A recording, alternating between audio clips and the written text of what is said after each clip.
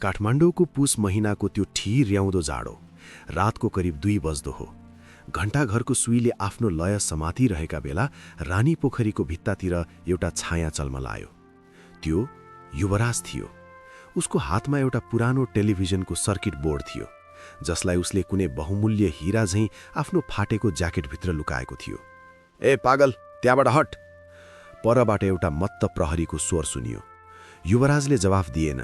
ऊ त केवल आफ्नो शरीरको काँप र हातमा रहेको त्यो धातुको टुक्राको तातोपना महसुस गर्दै थियो। उसको खुट्टामा चप्पल थिएन, तर उसको मस्तिष्कमा एउटा यस्तो नक्सा कोरिएको थियो जुन यो सहरका अग्ला महलहरूभन्दा कता हो कता भव्य थियो। तपाईलाई लाग्न सक्छ यो एक मगन्तेको कथा हो, तर पर्खनुहोस्, यो एउटा यस्तो मानिसको कथा हो जसले मर्नुअघि बाँच्न सिक्ने निर्णय गर्यो। 5 वर्ष अघि युवराज काठमाडौँको एउटा नाम चलेको घडी मर्मत गर्ने विशेषज्ञ थियो। उसको हातमा यस्तो जादु थियो कि रोकिएका सयौं वर्ष पुराना घडीहरू पनि उसको एउटा स्पर्शले चल्न थाल्थे। तर समयको चक्र यस्तो घुम्यो कि एउटा सारो गल्ती र त्यसपछिको ठूलो पारिवारिक दुर्घटनाले उसलाई सडकमा पुर्याइदियो। श्रीमती र छोरीलाई एउटा सडक दुर्घटनामा गुमाएपछि उसले आफ्नै हातहरूलाई धिक्कार्यो। जसले समय बनाउँथ्यो उसैको समय रोकियो। उसले सबै थोक त्याग्यो र सडक रोज्यो। रक्सी, धुलो र तिरस्कार उसको पहिचान बन्यो। 3 महिना अघि टेकुको फोहोरको थुप्रोमा सुतिरहेका बेला एउटा घटना भयो।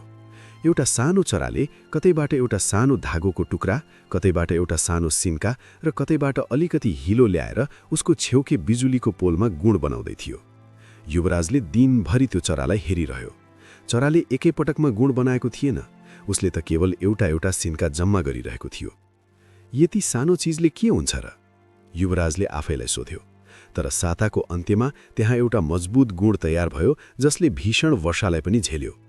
त्यही रात युवराजले पहिलो पटक रक्सी पिएन।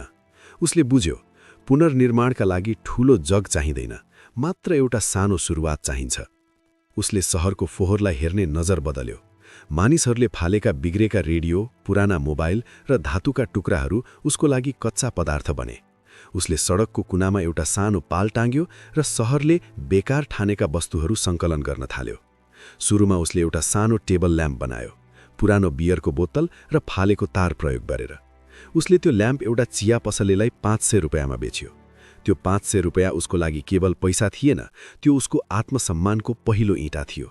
उसले आफैलाई एउटा नियममा बाँध्यो, हरेक दिन अघिल्लो दिनभन्दा 1 कदम मात्र अघि बढ्ने।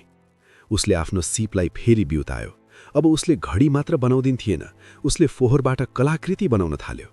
तर सहर अझै पनि उसलाई कबाडी नै ठान्थ्यो। उसको सङ्घर्ष जारी थियो।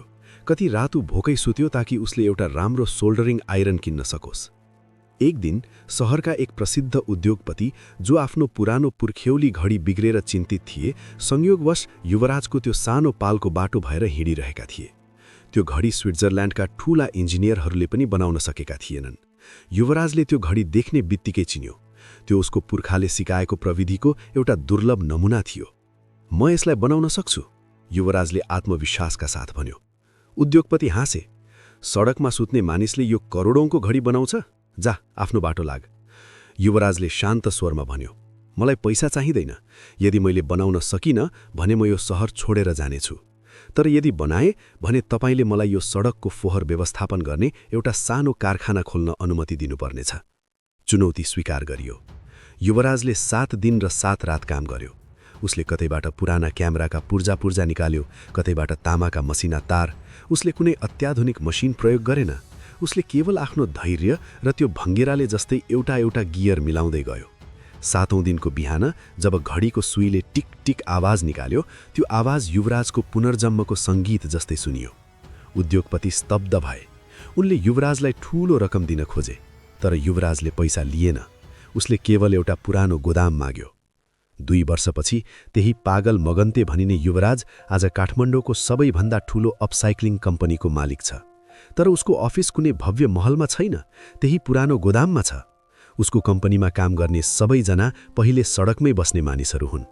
उसले उनीहरूलाई एउटै कुरा सिकाउँछ, हामीले फोहोरलाई पुनर्जीवन दिएका होइनौँ, हामीले त आफ्नै जीवनलाई एउटा टुक्रा गरेर जोडेका हौँ।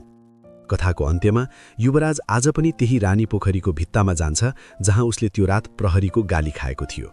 तर आज उसको खुट्टामा जुत्ता छ, शरीरमा सफा लुगा छ र आँखामा एउटा गहिरो शान्ति। उसले खल्टीबाट एउटा सानो तामाको तार निकाल्यो र नजिककै एउटा रुखको हाँगामा झुन्ड्याइदियो, सायद कुनै अर्को भङ्गेरालाई आफ्नो गुण बनाउन सजिलो होस् भनेर। युवराजको कथाले हामीलाई एउटा कठोर सत्य सम्झाउँछ। जीवनमा कहिलेकाहीँ हामी यति तल खस्छौँ कि लाग्छ अब उठ्ने कुनै बाटो छैन।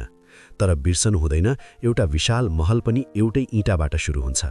गरिमा कसैले उपहारमा दिने चिज होइन, यो त आफैले धैर्यतापूर्वक निर्माण गर्ने सम्पत्ति हो। हामी प्राय ठूला परिवर्तनको पर्खाइमा ससाना अवसरहरू गुमाउँछौँ। तर सत्य के हो भने प्रकृतिको सबैभन्दा ठूलो शक्ति नै निरन्तरतामा छ। एउटा चरा जस्तै, एउटा घडीको सुई जस्तै, बिस्तारै तर निरन्तर। याद राख्नुहोस्, तपाईँ जहाँ हुनुहुन्छ त्यहीँबाट सुरु गर्न सकिन्छ। तपाईको हातमा जे छ त्यही पर्याप्त छ र पुनर्निर्माणका लागि कहिल्यै ढिलो हुँदैन। युवराजले शहरको फोहरबाट आफ्नो साम्राज्य खडा गर्यो।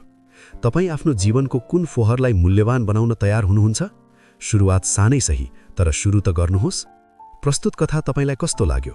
यदि यो कथाले तपाईको मन छोयो र जीवनमा केही गर्ने ऊर्जा प्रदान गर्यो भने हाम्रो च्यानल कथा सुन्नलाई सब्स्क्राइब गर्न नबिर्सनुहोला। यस्तै प्रेरणादायी र मन छुने कथाहरूका लागि यो भिडियोलाई लाइक गरिदिनुहोस्, आफ्नो प्रतिक्रिया कमेन्ट बक्समा लेख्नुहोस् र आफ्ना साथीभाइ तथा आफन्तहरूमाझ यो भिडियो शेयर गरेर सकारात्मकता फैलाउन मद्दत गर्नुहोस्। कथा सुन्नसँग जोडिनु भएकोमा धन्यवाद।